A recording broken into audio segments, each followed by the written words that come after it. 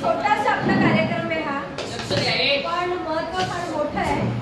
आता आपलं एक क्षमता वृद्धीचं जे प्रशिक्षण होतं दुसरा भाग आपला चालू होता आणि हा जो नवीन अभ्यासक्रम जो आता सुरू होणार आहे थोडासा सुरुवातीला फार किचकट वाटला, म्हणजे टेन्शन आलं आणि डोक्यावरून जात होतं सर। मग जेव्हा पुस्तक मिळालं तेव्हा आपण जरा ते घरी थोडंसं वाचलं, कुठेतरी कळलं की याच्यावरून हे करायचं त्याच्यावरून ते।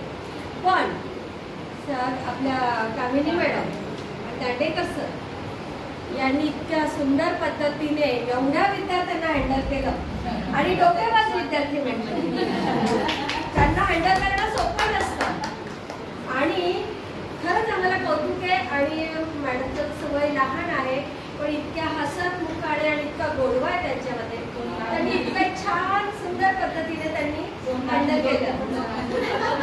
आणि दांडेकर सर हे तर आता जुनेच आहेत, विचारणारी नाही, जुने म्हणजे आमचे सतत कार्यक्रम होत असतात।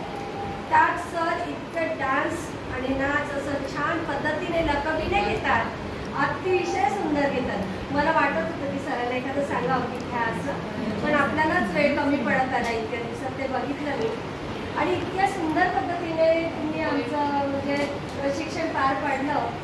तर आधी सुरुवातीला आमचा गैरसमज झाला होता की खूप कठीण आहे, किचकट आहे, एवढं करायचं तेवढं, पण थोडंसं आता इथे आला तुम्ही आम्हाला खूप चांगला धीर दिला, आधार दिला।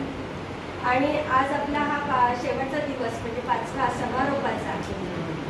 आता आपले क्षमता विकसित करणे आमच्या प्रशिक्षक मेहनत केली। सख्या भेटल्या आनंदाला ये वरती, प्रशिक्षणासमय आमच्या झाल्या कृत गोष्टी।